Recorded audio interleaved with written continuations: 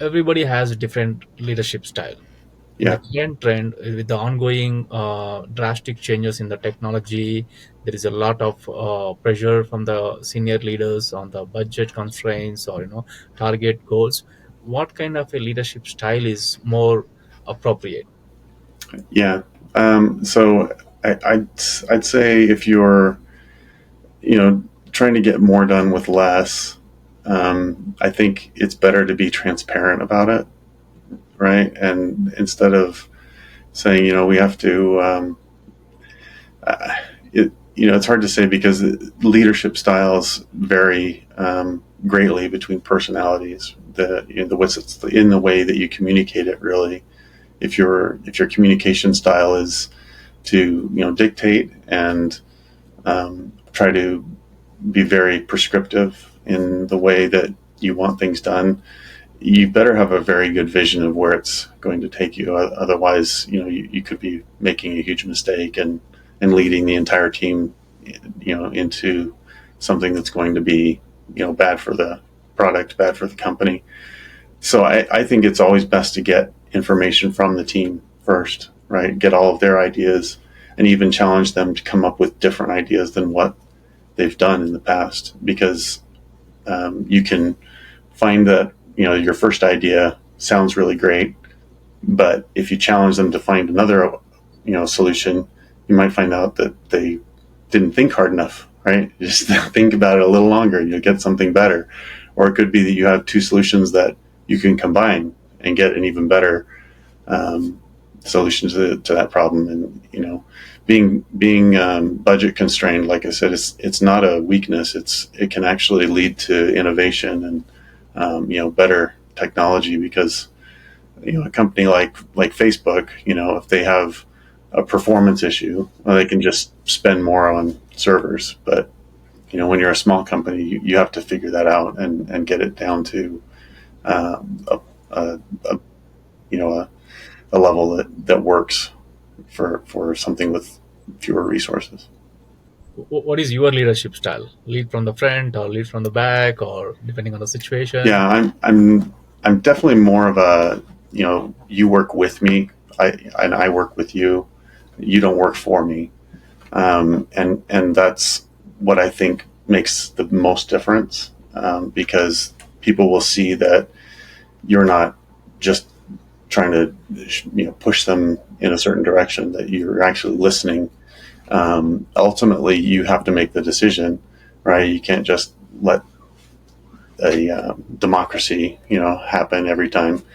But with that confidence that your people have, that they've been listened to, that they've been heard, they're more likely to accept that you've made the right choice, because they know that you've considered all of the options, and um, that they understand why one direction has been taken. Yeah, that's a very good takeaway for our listeners. So, coming to the startups, right? If you have to work for a large size company, so how does the leadership style change there? Yeah, the classic example that I turn to is American Airlines. Very large. I mean, one of the largest in the world, Fortune 100, right? And worked in their Android app group, and they had multiple silos for the app team, the web team, the people that work on the kiosks, and trying to keep them all coordinated and functioning the same. I mean, it's hundreds of people, um, and it's a pattern that I've seen over and over, that ideas should come from the team. They're in the middle of it. They're dealing with all of the details. Um, there's also your customers, right? They can give you good feedback, and if the ideas are only coming from the top, then you're probably not making the right decision. And if you're not able to listen to the people that are down in the individual contributor area, right? Lower level individuals that really know the details. If you're not listening to them, then you've lost a real opportunity. And that tends to be a pattern that I see a lot, is that people feel like they have power, I guess, that that suddenly, they're in charge of a large group, and they feel that responsibility maybe, and they lose sight of the fact that, it's really just a small team that's been made larger. Just because it's so large doesn't mean that your mindset has to change. And I think people have a tendency to get this concept in their head that they have bigger decisions to make now, right? Because it affects so many people. And while the consequences, right, should be considered of every decision, I think in those larger companies, they just start to forget that it's the individual contributors that actually know what's going on, and they get out of touch.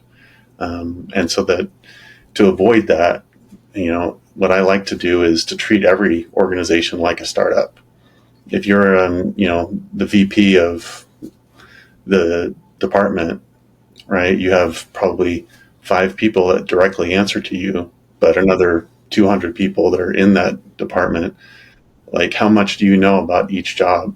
How much involvement do you have with the individual contributors in that department? Do you ever spend time with them and learn help what their problems are? What is causing them pain in their day, right? And you want that to be as smooth as possible, because when you alleviate that pain, that means you've alleviated it for 100 people, and everyone's more productive and they're happier in their jobs because they feel like they're being heard, and that they're able to produce more.